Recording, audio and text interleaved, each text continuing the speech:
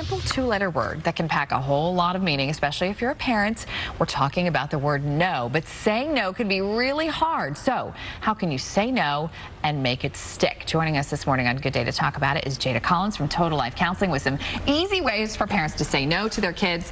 Thank you so much for being here. Thanks for having me. We need your help. Luann and I were just berating her during the commercial break, asking her all kinds of questions. What about this? What about this? Because this is something literally that all parents struggle with. Why is that? Why is it such a struggle?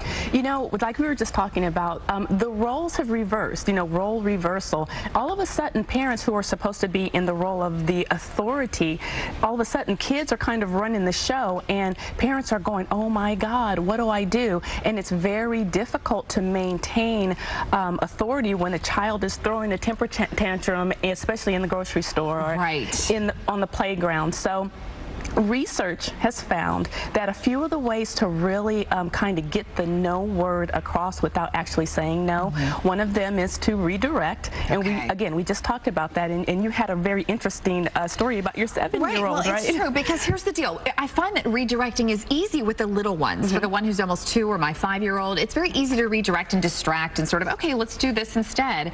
But my 7-year-old is smart, and she's figured out how to outwit me at times. So that's where I really struggle.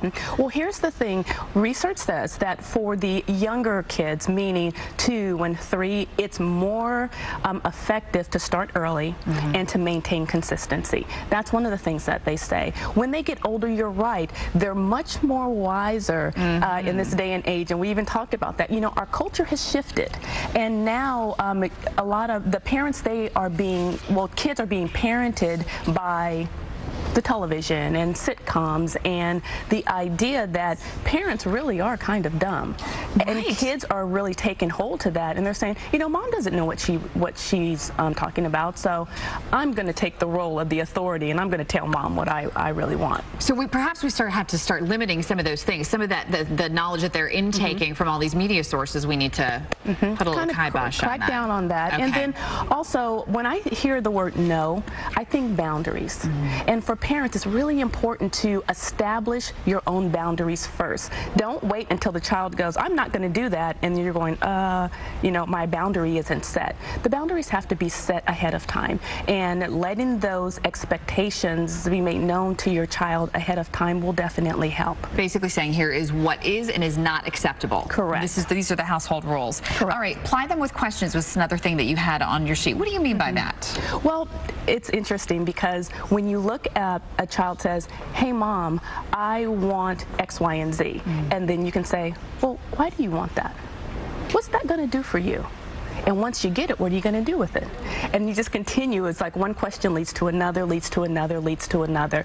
And then it gets them thinking about what they want. And this is a great way to teach them how to make decisions. This strong decision-making skills are going to be very important for them. I like that, Jada. That's good. Okay, get a little silly is also on your list. Well, you know what? I think all of us as adults can learn from this, because here's the thing.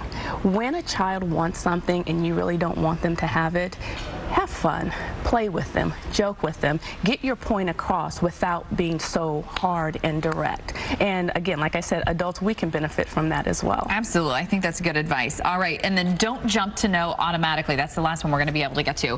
Why not? Because they're going to say yes. You say no, they say yes, that's what I want. But if you can kind of talk them through, and maybe not just say no right away, because when you really want them not to do something, say danger is lurking, and you really need them not to do it, they'll hear you much more quicker than they would if you're constantly saying no. No becomes very mute after a while. I get that point. That's excellent. Jada Collins, Total Life Counseling. You are fabulous. Thanks, you. Amy. You've helped out Luann and I very much this morning. We appreciate it. And maybe Jamie King, too, because he's got little ones at home. 9:15.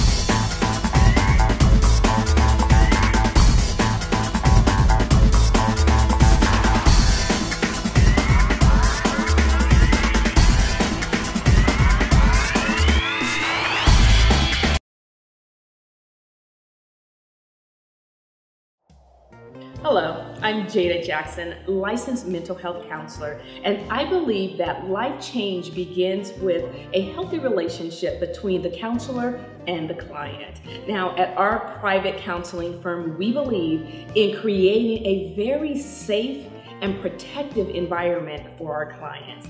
Now, although I'm a licensed mental health counselor dealing with very complicated issues that include anxiety, depression, grief, trauma, and sexual abuse, I'm also a life coach. And that means I deal with very common life transitional issues and career development challenges. Now, counseling is not an admission for weakness or failure. It's a bold statement of power and security and strength. And I want to help you develop a healthy treatment plan and strategy so that you can achieve your ultimate success in life. Remember, your journey for success starts now.